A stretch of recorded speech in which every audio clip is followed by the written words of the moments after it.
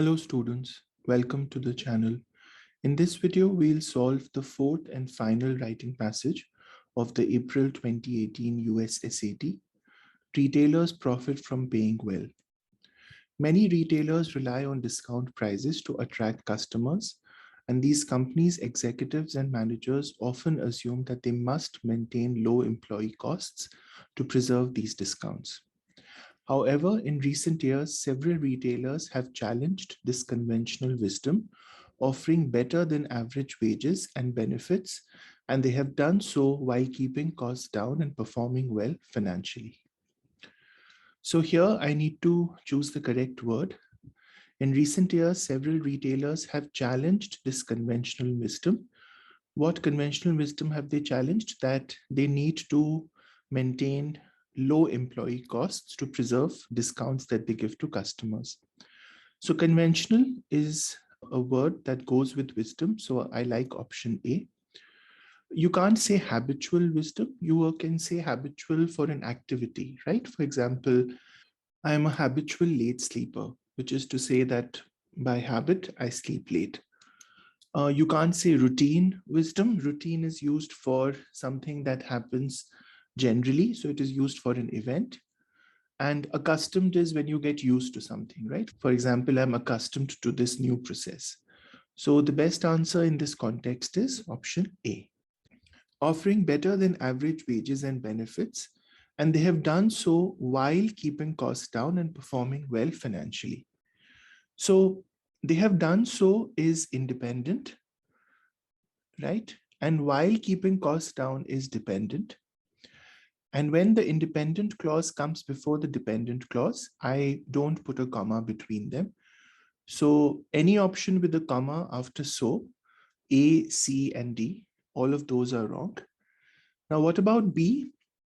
B, the dash is acting as a break in the sentence. So when I want to indicate a break, for example, they have offered better than average wages and benefits. And not just that, they have done so while keeping costs down and performing well financially. So this is surprising because you expect that if the wages go up, then the costs will also go up. But these retailers have managed to keep costs down as well as improve wages. So to emphasize that surprise, we are using the dash here. So B. The cost of better compensation for employees is lower than many employers may realize. A 2012 study by Demos, a public policy research and advocacy organization, noted that if retail workers' annual earnings were increased so that on average the lowest paid workers received a 27% raise, the additional cost to employers would amount to only 0.5% of total retail sales. Stores could increase their prices to make up for this expenditure. The additional cost to consumers, if they did so, would average 30 cents per shopping trip, hardly enough to keep most customers away. Which choice most effectively combines the sentences at the underlined portion? If stores increase their prices to make up for this expenditure, the additional cost to consumers would average 30 cents per shopping trip, hardly enough to keep most customers away. So the way it's written here is good because I have presented it as a cause effect. So this is concise and conveys the idea. Increasing their prices to make up for this expenditure, stores could make an additional cost to consumers. So this does not convey the idea clearly because I need to say that if the prices increase, then the additional cost to consumers will not push customers away. So this doesn't convey that. The additional cost to consumers to make up for this expenditure would be increased store prices so that they, so again, this does not say it as concisely as I would like. I should simply say that the additional cost would be 30 cents. So I should keep that towards the second half of the sentence. So it's not C. If the additional cost to consumers made up for this expenditure by increasing store prices, no, so this does not convey the right meaning because who is increasing store prices? The employers. So that is not clearly mentioned. The subject stores is not indicated here. So the best answer is A. Yet this modest price increase would probably be unnecessary because increasing pay at retail businesses increases sales performance. When Professor Zeynep Ton at the Massachusetts Institute of Technology compared two chains of warehouse club stores, one with better than average pay and benefits and another with lower employee wages, she found that the average number of sales per employee at the higher wage club store was double the employees at the lower wage club store. So here my main sentence is, when Professor Ton at MIT compared two chains of warehouse club stores, she found that the average number of sales and so on, right? So this part is additional information. So I can put additional information between dashes or between commas, but here I'll have to put it between commas because I have a closing comma here. So I need to have a starting comma, option B. She found that the average number of sales per employee at the higher wage club store was double. Now I need to compare average number of sales per employee, right? So I need to compare number of sales with number of sales, right? So I can't compare it with employees, not with ones, and I can't delete it because I need to compare number with number. So the answer would be C. The average number of sales per employee at the higher wage club store was double the number at the lower wage club store. According to Ton's study, well-paid workers were friendlier and more helpful to customers, and they were more knowledgeable about the company's products.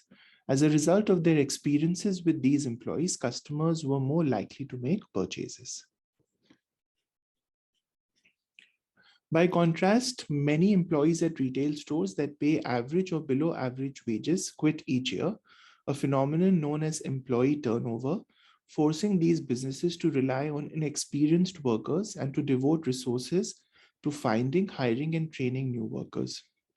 When examined, the same pair of club stores that Ton studied, Professor Wayne Cascio of the University of Colorado found that full-time employees at the lower paying club store make an average of $17 per hour, and so on.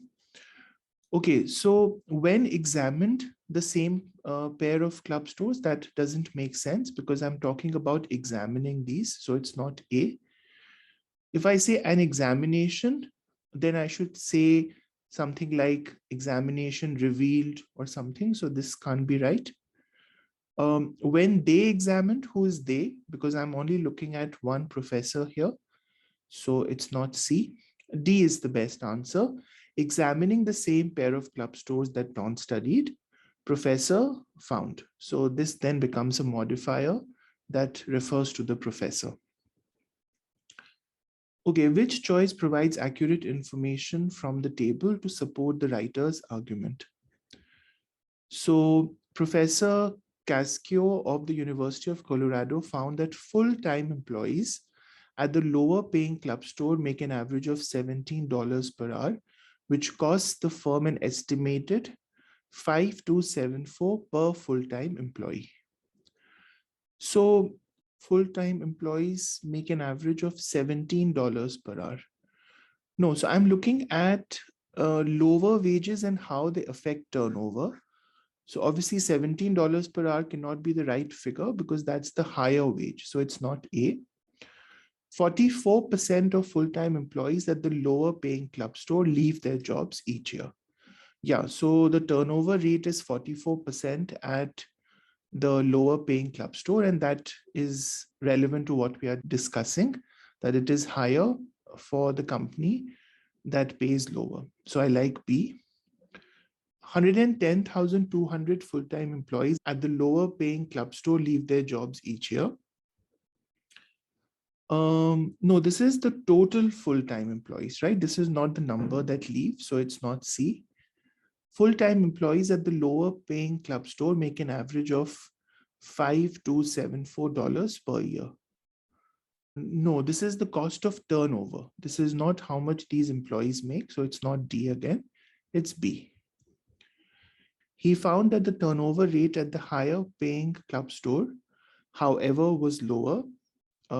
Yeah, so 17%. The firm's 67,600 full-time employees made an average of $17 per hour. The writer wants to include relevant information from the table to illustrate the point made in the first part of the sentence. So the first part of the sentence, I'm talking about the turnover rate. So how much they make per hour is not relevant. And its staff was significantly smaller. No, so the number of the staff is not relevant. 17% at a lesser cost of 3,628 per full-time employee. Yeah, so this is relevant because this is the turnover rate, and this also tells me that the cost per employee is low. So I like C. And it paid its full-time employees $17 per hour compared with its competitors $10 per hour. No, so again, it's not about how much they were paid. I mean, it is relevant, but because I'm looking at the turnover rate number, so C is better than D. So I'll go with C. The club store chains that Thorne and Cascio studied are both successful. Grocery stores, convenience stores, and numerous other businesses have been able to thrive in their respective industries while paying significantly higher employee wages than their rivals. Which choice best introduces the information that follows? Okay, so I'm talking about the fact that the results don't just apply to these two companies. They also apply to grocery stores, convenience stores, and other businesses. So the fact that these chains are both successful does not introduce that. Have large workforces is not relevant. Are not unique, right? They're not unique because the same results apply to other kinds of establishments, and are managed differently, again, does not introduce the idea of these other retail establishments. So C. The success of these businesses highlight that paying workers well can be a profitable strategy for retailers. So here I need to choose the correct verb for the noun success, which is singular. The success of these businesses highlights. I need a singular verb. Highlight and have highlighted are plural, and would highlight is not correct because I'm already speaking about their success, right? So I'll use the simple present tense. The success highlights that paying workers well can be a profitable strategy for retailers. Which choice provides the most logical conclusion to the passage? So the way it's written looks good because that's exactly what the passage is about, that companies should pay employees well because that ultimately results in better profits for the company. So I like A. Maybe surprisingly difficult to implement. No, we in fact are saying the opposite, that if you pay workers well, then that's a good thing. So it's not difficult. Is one of several ways to boost employee morale. No, this doesn't sound like a concluding statement. This sounds like the start of a new paragraph on how to boost employee morale. Is still the subject of much debate among employers. So again, it's not a concluding statement for a passage that talks about the benefits of paying people well. So A is the best answer. Okay, so let's grade this. 34 onwards. A, B, A, B, C, A, B, A, B, C, D, B, C, C, D, A, D, B, C, C, D, A. Okay, great. So we got all correct. With this, we have completed the writing section of the April 2018 US test. Do check out the solutions videos for all the other passages. I'd link to them in the description box. Let me know if this helped. If it did, hit like and subscribe to the channel. I'll see you guys in a new video soon. Take care. Bye-bye.